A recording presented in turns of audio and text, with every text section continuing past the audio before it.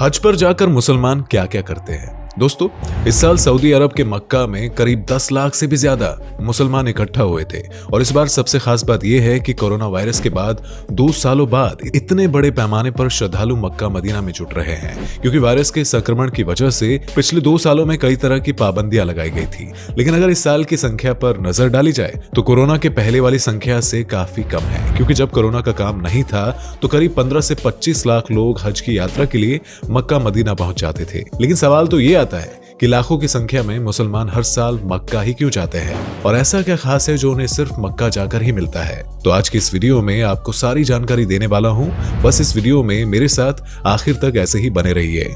अब सबसे पहला सवाल तो यही आता है कि हज क्या है, और जिसका जवाब हम अपनी पिछली वीडियो में भी दे चुके हैं। इस्लाम के 5 फर्ज है, या फिर कह लीजिए सिद्धांतों में से एक है हज की यात्रा करना। इस्लाम के 5 सिद्धांत कुछ इस प्रकार से हैं: कलमा पढ़ना, रोजा रखना, नमाज पढ़ना, जकात करना यानी कि दान करना, और हज की यात्रा करना। इस्लामिक मान्यताओं के अनुसार आर्थिक रूप से सक्षम हर मुसलमान को कम से कम एक बार हज की यात्रा जरूर करनी चाहिए, क्योंकि कहा जाता है कि अल्लाह ने पैगंबर इब्राहिम को एक तीर्थ स्थान बनाकर समर्पित करने के लिए कहा था। इब्राहिम और उनके बेटे इस्माइल ने पत्थर की एक छोटी सी घनाकार इमारत बनाई थी, और उसी को काबा कहा जाता है। बाद में लोगों ने यहाँ पर अलग अलग ईश्वरों की पूजा शुरू कर दी। मुसलमानों का ऐसा मानना है कि इस्लाम के आखिरी पैगंबर हजरत मोहम्मद को अल्लाह ने कहा कि वो काबा को पहली जैसी स्थिति में लाए और वहां पर केवल अल्लाह की इबादत होने दे। साल 628 ईस्वी में पैगंबर मोहम्मद ने अपने 1400 अनुयायियों के साथ एक यात्रा शुरू करी थी।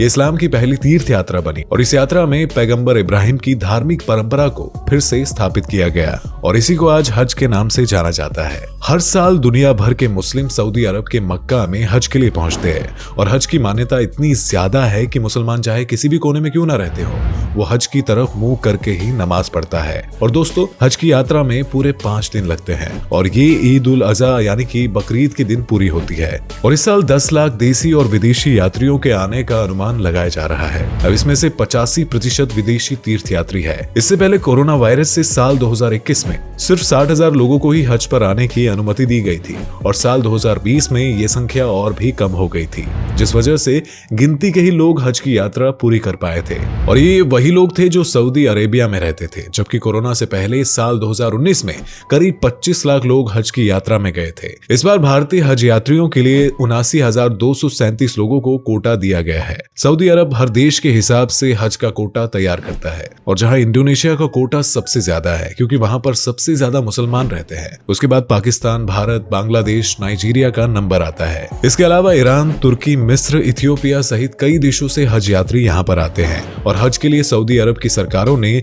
कुछ नियम तय किए हैं, जिसके मुताबिक हर हज यात्री के लिए ये जरूरी है कि वो कम से कम 1 महीने से पहले ही कोरोना वैक्सीन के दोनों डोज लगवा ले। और दोस्तों, 18 साल से 65 साल की उम्र के लोग ही हज की यात्रा कर सकते हैं। दोस्तों, अगर भारत की बात करी जाए तो आमतौर पर बच्चों और महिलाओं को महरम के साथ ही हज यात्रा करने की अनुमति है। महरम यानी कि वो पुरुष साथी जो पूरी यात्रा के दौरान महिलाओं के साथ रहे। हालांकि पिछले कुछ सालों से 45 साल के अधिक उम्र की महिलाओं को बिना महरम के ही हज करने की अनुमति दी गई है, और महिलाओं को 5 महिलाओं का समूह बनाकर हज यात्रा पर जाने की मंजूरी दी गई है। हज की यात्रा क्या होती है, ये तो आप समझ ही गए होंगे।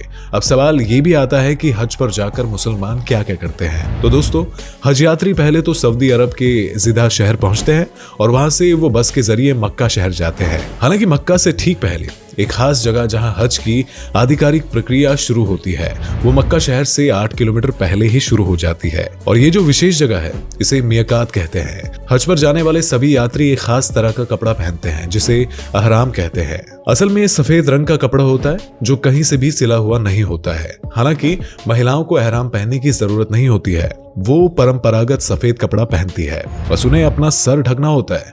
मक्का पहुंचने के बाद मुसलमान सबसे पहले उम्रा करते हैं। उम्रा एक छोटी धार्मिक प्रक्रिया है जिसे हर एक विशेष महीने में किया जाता है, लेकिन उम्रा साल में कभी भी किया जा सकता है। आधिकारिक तौर पर हज यात्रा की शुरुआत इस्लामिक महीने जिलहिज की 8 तारीख से होती है।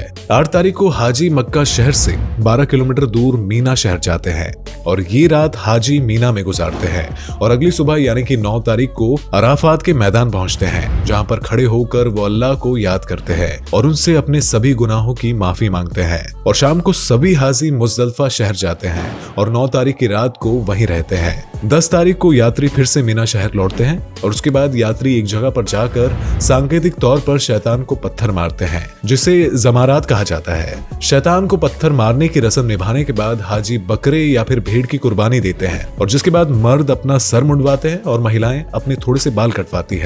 जिसके बाद यात्री मक्का वापस लौटते हैं और काबा की 7 बार परिक्रमा करते हैं, जिसे धार्मिक तौर पर तवाफ कहा जाता है। और इसी दिन यानी कि 10 तारीख को पूरी दुनिया के मुसलमान ईद उल अदा यानी कि बकरीद का त्योहार मनाते हैं। तवाफ के बाद हज यात्री दोबारा मीना जाते हैं और 2 दिन वहीं रहते हैं। महीने की 12 तारीख को आखिरी बार हज यात्री काबा का तवाफ करते हैं और दुआ करते हैं कि उनके सभी बुरे काम खत्म हो जाए और अल्लाह उनकी हिफाजत करे। और इसी के साथ हज की यात्रा समाप्त हो जाती है। तो दोस्तों, ये था हज यात्रा का पूरा प्रोसेस, जिस पर आप क्या कहना चाहते हैं कमेंट करके जरूर बताएं। और इसी तरह की वीडियोस को देखते रहने के लिए चैनल को सब्सक्राइब करना ना भूलें। धन्यवाद। दोस्तों, आपको स्क्रीन पर 2 और वीडियोस दिखाई दे रही हैं, जिसे देखने के लिए स्क्रीन पर क्लिक करें।